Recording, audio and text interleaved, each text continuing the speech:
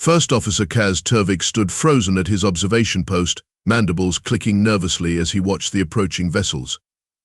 What in the 7 moons of Zeradon was he witnessing? The scanners weren't malfunctioning. The readings were clear. Those were definitely warships approaching the Galactic Council's sacred orbital station, massive, hulking things covered in what appeared to be dried blood. "Someone get High Counselor Vexona on the comm now," Kaz barked, his voice cracking with panic. Junior Officer Pelkin fumbled with the communication panel. "Sir, the High Counselor is in session with the Diplomatic Corps discussing the Rigelian trade agreement." "Does it look like I care about fruit exports right now?" Kaz gestured wildly at the viewport where the approaching vessels grew larger by the second. "Tell her there are unknown warships approaching with what appears to be organic matter coating their hulls. Tell her they're not responding to hails. Tell her they're—" "Beautiful," whispered Tactical Officer Jandra, her 4 eyes widening in horrified admiration. "Whoever built those ships understands warfare in ways we've forgotten over millennia of peace." Kaz shot her a disgusted look. "Save your military admiration for your personal logs, Jandra." The comm system suddenly crackled to life with an incoming transmission. "Council Station, this is Captain Reynolds of the Earth vessel Righteous Fury, requesting permission to dock and present our credentials to the Galactic Council." The voice sounded so normal, so calm, as if blood-covered warships were an everyday occurrence. Kaz cleared his throat. "Earth vessel, this is First Officer Kaz'Turvik of Galactic Council Station Harmonious Unity. We don't have you in our registry of known spacefaring species." Pause. Then laughter came through the comm. Actual laughter. "Yeah, that tracks," the human voice responded. "We're kind of new to the neighborhood, but we'd like to change that." "We come in peace," Jandra snorted. "They come in peace with warships covered in organic matter." "Sure. And I'm a plutonian pleasure worm." "You mute the channel." Kaz hissed, slashing a claw across his throat. When the comm light indicated they weren't broadcasting, he turned to his crew. "Opinions?" "Quick." Senior Analyst Drell tapped her data pad rapidly. "Their ships show weapons systems unlike anything in our database. Energy signatures suggest destructive capability approximately 47 times greater than our most advanced defensive vessels." "Wonderful," Kaz groaned, but Drell continued. "They've made no aggressive moves. Their approach vector is textbook diplomatic, maintaining the exact recommended distance for visiting dignitaries." "Who somehow knew our protocols without being in contact before," Jandra pointed out. "That suggests intelligence gathering, possibly extensive." Kaz rubbed his eye stalks in frustration. This was way above his pay grade. "Pelkin, any word from the Council?" "High Counselor Vexona is on her way to the command center. ETA 3 minutes. "We may not have 3 minutes. These Earthers are closing fast." The comm beeped again. "Council Station, Captain Reynolds again. I'm sensing some hesitation. Understandable, given our appearance. The biological material on our hulls is from a recent defensive engagement with the Krivax horde in the Antares sector. We intercepted them on their way to your undefended outer colonies." A collective gasp filled the command center. "The Krivax?" Jandra whispered, suddenly pale. "They've returned." Even Kaz felt his exoskeleton tighten with fear. The Krivax were the stuff of nightmares, a devouring swarm thought extinct for the last 12,000 cycles. Every child in the Council grew up hearing horror stories about the ancient enemy that nearly consumed all sentient life. "Impossible," Drell said. But her voice lacked conviction. "Our deep space monitoring would have detected. All monitoring stations in sectors 7 through 12 have been offline for 3 standard years." Captain Reynolds interrupted, revealing they could hear the station's internal communications. "We tried to notify you but couldn't crack your communication protocols without making direct contact." By then the Krivax Vanguard was already moving through the Antares Gap. The doors to the command center slid open, and High Counselor Vexona swept in, her ceremonial robe swirling around her tall, willowy form. Her silver skin shimmered with stress-induced bioluminescence.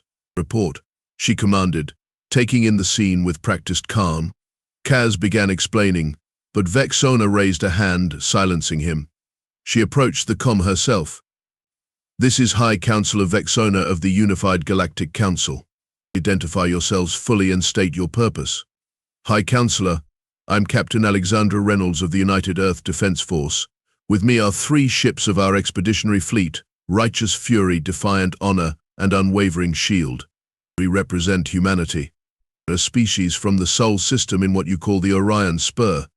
We've come to formally introduce ourselves and request admission to your council, following our unexpected first contact with galactic politics. By unexpected first contact, you mean combat with the Krivax? Vexona asked sharply. Yes, ma'am. They hit one of our outer colony worlds 3 months ago. We didn't know who they were until we captured one of their scout ships and decoded their navigational data.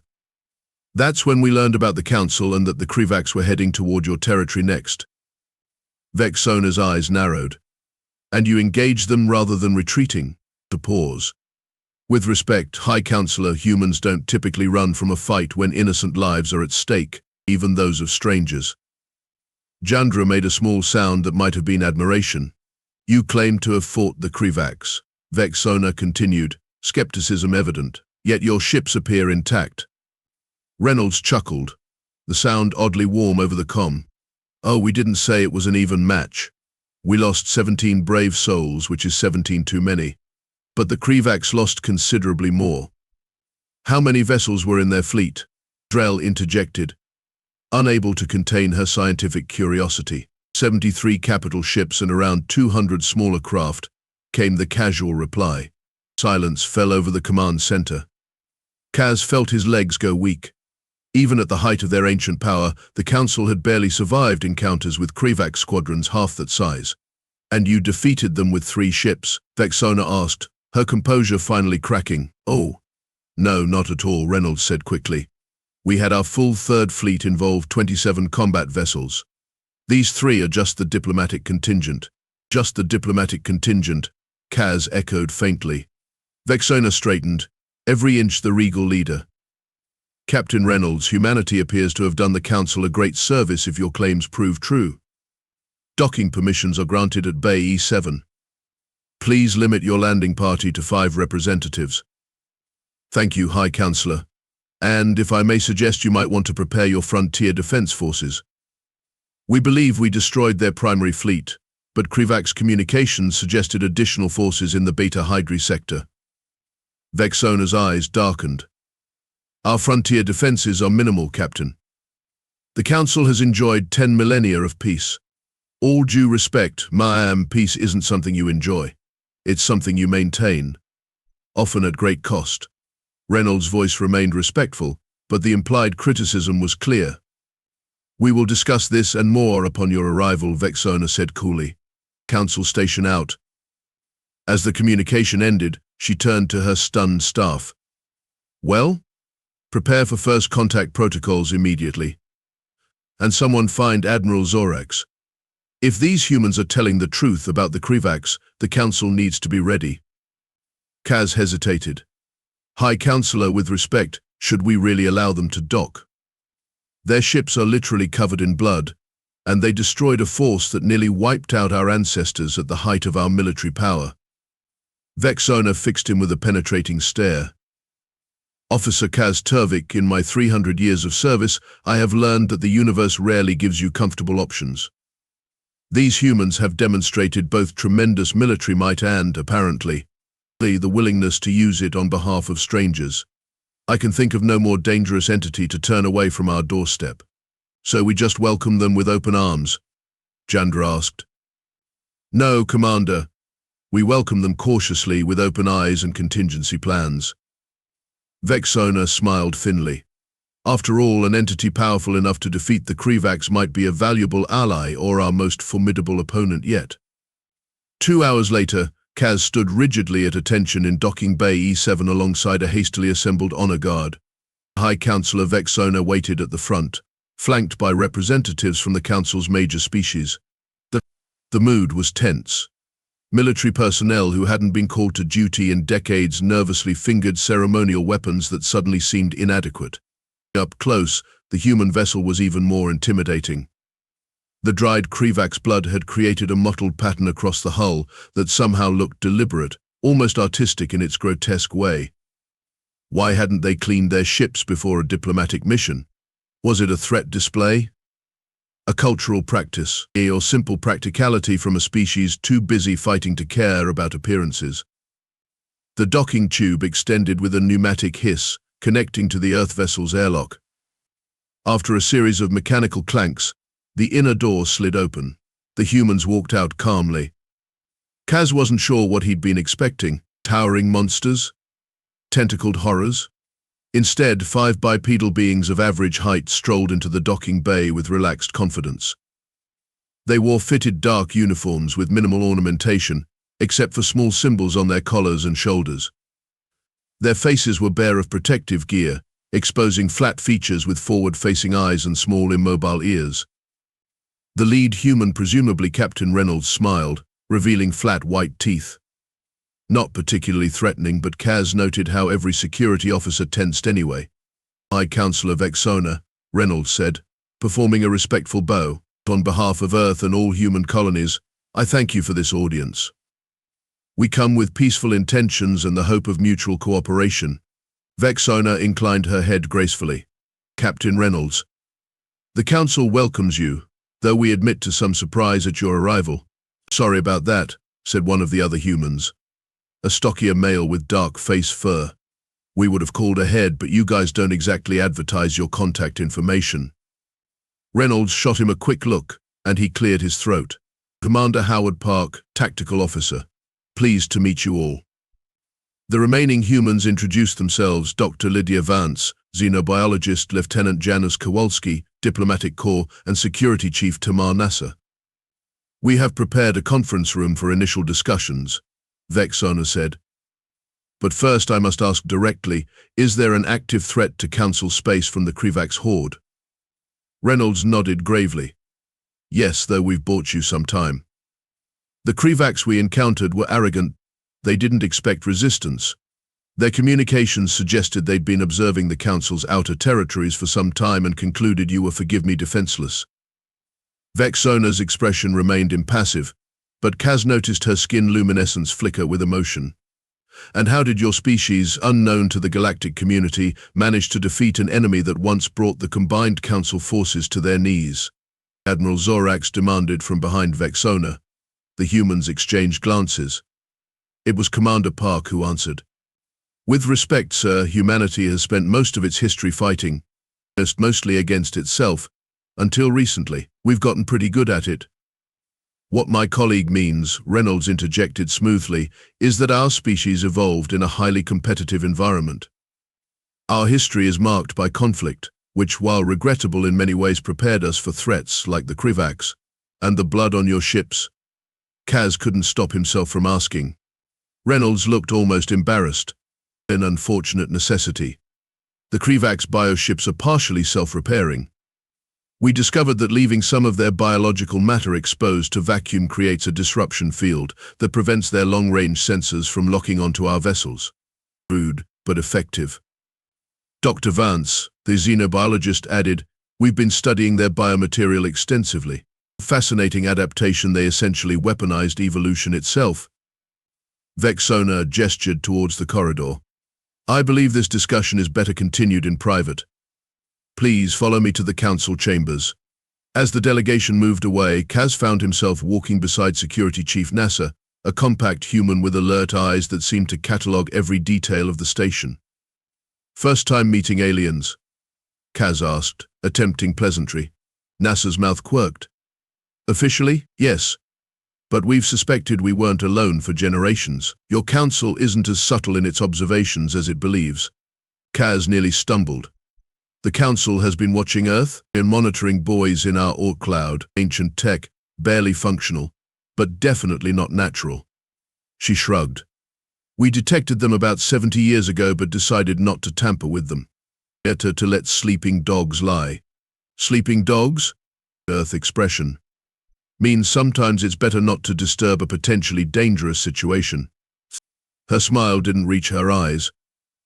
"Until, of course, something like the Krivax forces your hand."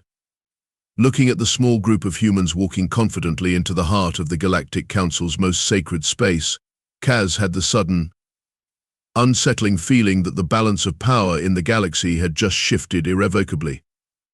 The question was, in whose favor? The council chamber was a marvel of engineering and art, its vast dome representing the spiral arms of the galaxy. 53 different species had seats at the great circular table, with hundreds more represented by observers in the tiered seating above. Most of those seats were empty today. The emergency session called too quickly for distant representatives to arrive. Kaz stood at attention near the entrance, still processing the bombshell security chief NASA had casually dropped. The council had been monitoring Earth, without official first contact protocols. He had violated at least 17 regulations he could name offhand. High Counselor Vexona took her place at the head of the table, the humans standing before her like specimens under examination. The chamber, designed to amplify voices without technology, carried every word to the furthest corners.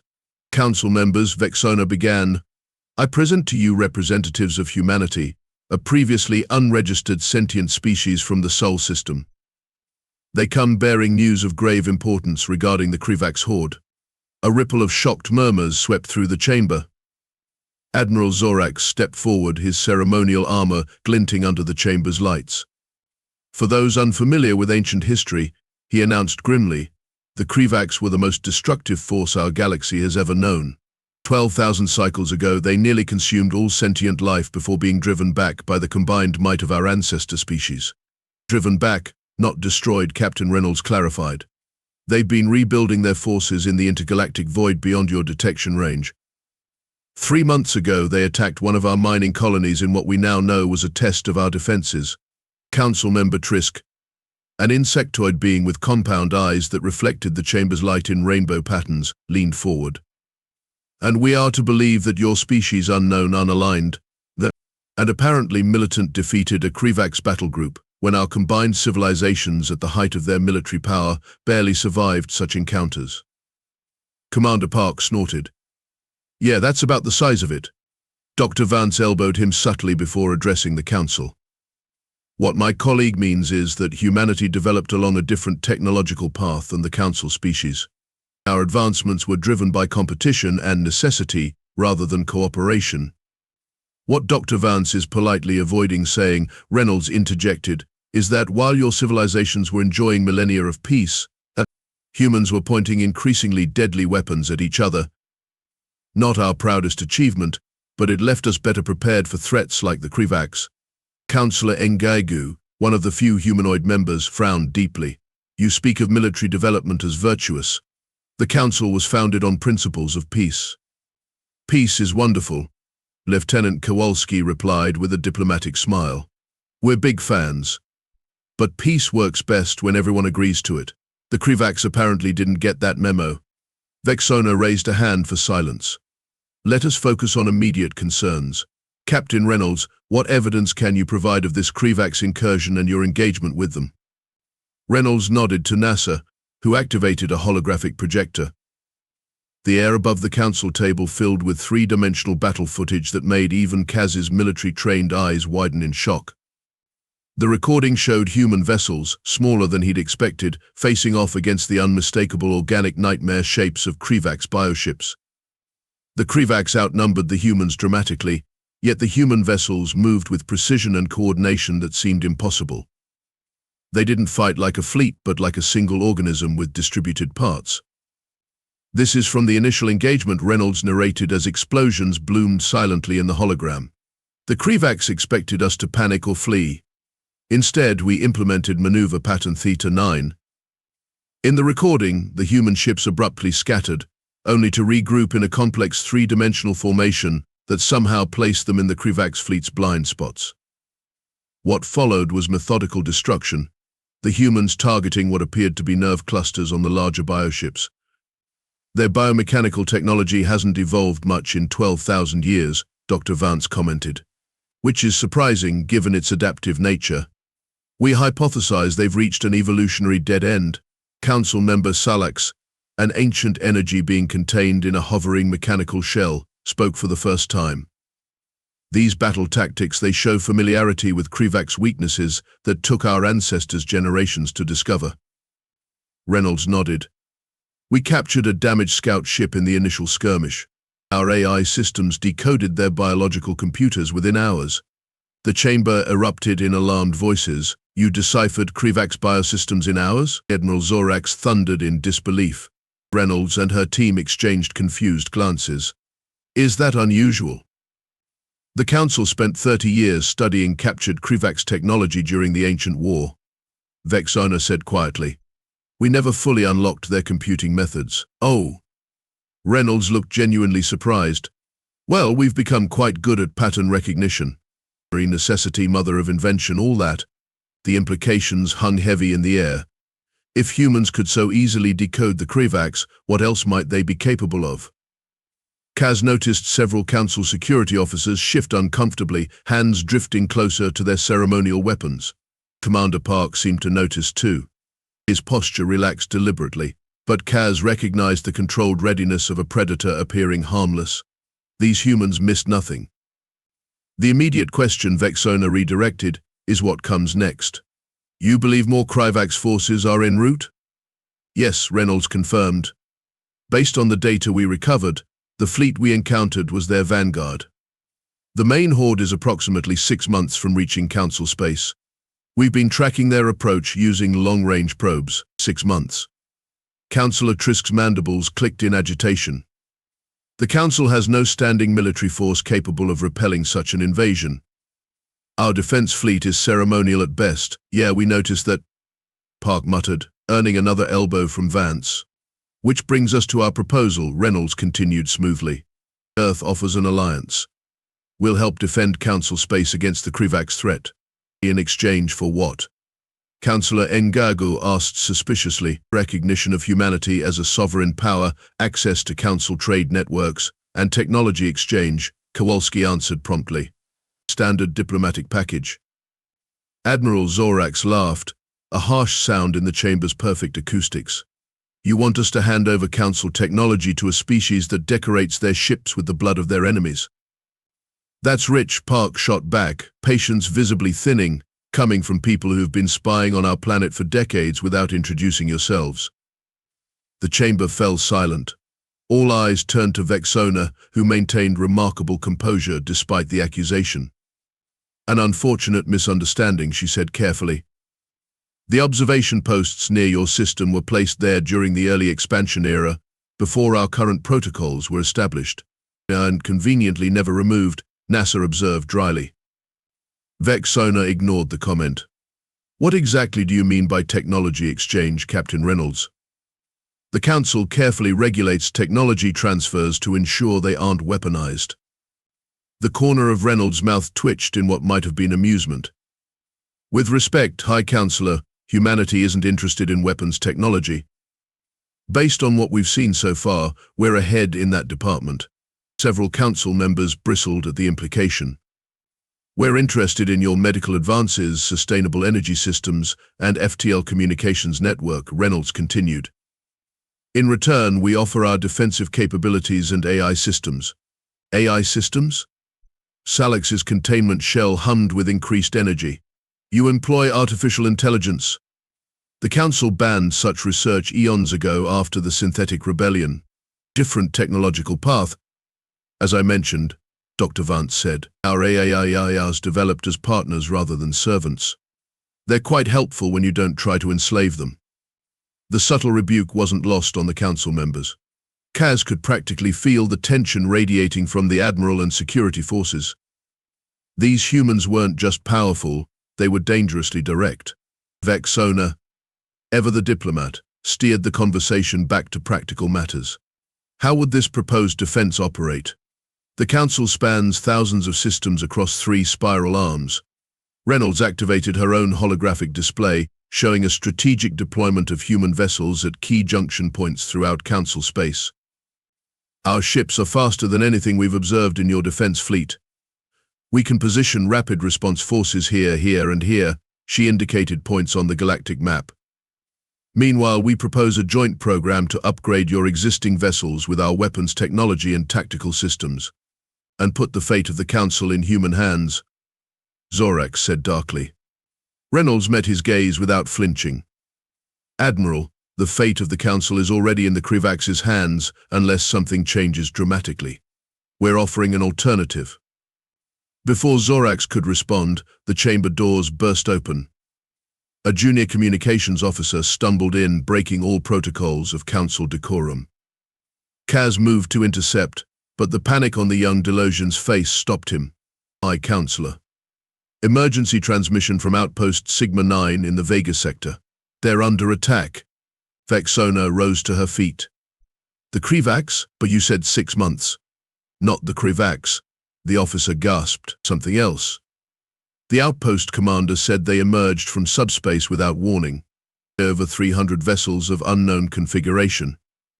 The Council erupted in chaos. Vexona called for order, but panic was spreading through the chamber like wildfire. Reynolds' team, by contrast, remained utterly calm. They exchanged glances that seemed to contain entire conversations. Permission to access your sensor network. Reynolds asked Vexona, voice cutting through the din. The High Counselor hesitated only briefly before nodding. Reynolds tapped her communication device, and suddenly the chamber's main display filled with tactical data from Outpost Sigma-9. The humans studied it with professional intensity. NASA whispered something to Park, who nodded grimly. Pharos Dominion, Reynolds announced loudly, silencing the panicked Council. We've encountered them before. Aggressive expansionists from the Andromeda satellite galaxy. Impossible. Zorax objected. Intergalactic travel is beyond. Beyond your technology, perhaps, Kowalski interrupted politely but firmly. The Pharos have been experimenting with artificial wormholes. Last year, they attempted to establish a beachhead near one of our colony worlds. It didn't end well for them. And now they're trying their luck with the Council instead, Park added. Smart move on their part. Softer target. Kaz winced at the blunt assessment, but couldn't deny its accuracy. The Council's defenses were symbolic at best, their weapons systems untested for generations. High Counselor, Reynolds said, stepping forward. We have 6 vessels within rapid response range of the Vega sector. With your permission, we can have them at Sigma-9 within 20 minutes. The Council chamber went completely silent. Vexona stood at the center of a historical crossroads, and everyone knew it. He had accepted humanity's help, and the power dynamics of the galaxy would change forever. Refuse and watch an outpost, possibly the first of many, fall to this new threat. The outpost has over 15,000 civilian researchers and their families, Councillor Ngegu said quietly, breaking the silence. Vexona straightened her shoulders. Captain Reynolds, the Council formally requests humanity's assistance in this matter. Reynolds nodded once sharply, then turned to NASA. Contact Admiral Patel. Battlegroup Echo is authorized to engage under Protocol 7. NASA's fingers flew over her communication device. Transmission sent. Battlegroup Echo acknowledges and is moving to intercept. Reynolds turned back to the Council. I suggest we all watch what happens next. It might help inform our ongoing discussion about alliance terms. The main display shifted to a tactical overview of Sigma-9. The outpost's minimal defenses were already failing against the overwhelming Pharos force. Civilian evacuation pods were launching, but many were being targeted by enemy weapons. Tension built as the minutes ticked by. Kaz found himself holding his breath, watching alongside these strange humans who seemed entirely confident despite the overwhelming odds displayed on the screen. Exactly 17 minutes after NASA's transmission, new signatures appeared at the edge of the sensor range. 6 human vessels, smaller than the Pharos warships but moving with that same uncanny coordination Kaz had observed in the Krivax battle footage. They didn't hail the invaders or issue warnings. They simply attacked with surgical precision. The chamber watched in stunned silence as the human vessels systematically dismantled the Pharos fleet. They targeted engines first, then weapons systems, leaving the invading ships adrift and harmless. When a group of Pharos vessels attempted to form a defensive perimeter, the human ships executed a maneuver that seemed to bend the laws of physics, appearing simultaneously at 6 different vectors of attack. Within 34 minutes of their arrival, the Pharos invasion force was neutralized. Not a single evacuation pod had been lost after the human ships arrived. Threat contained, NASA reported calmly. Admiral Patel reports minimal damage to our vessels and no casualties. They're moving to secure Pharos survivors and establish a defensive perimeter around the outpost.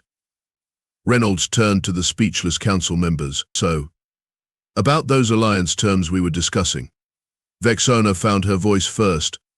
I believe the council will need to revise our initial position on technology exchange. Smart decision, Park said with a grin. We should also discuss the matter of council observation posts near Earth, Reynolds added pleasantly but firmly. And perhaps a more formal introduction to the galactic community than stumbling across your monitoring buoys. Vexona inclined her head. All reasonable points for negotiation, Captain. Negotiation? Admiral Zorak sputtered. They have us at a complete disadvantage. This isn't diplomacy, it's extortion backed by military force. Reynolds turned to him, expression hardening for the first time. Admiral, if we wanted to conquer the Council, this conversation wouldn't be happening. We would have simply shown up with our main battle fleet instead of 3 diplomatic vessels. The blood on your ships suggests otherwise, Zorax retorted. The blood on our ships? Reynolds said evenly. Is there because we intercepted an enemy that was heading for your undefended worlds?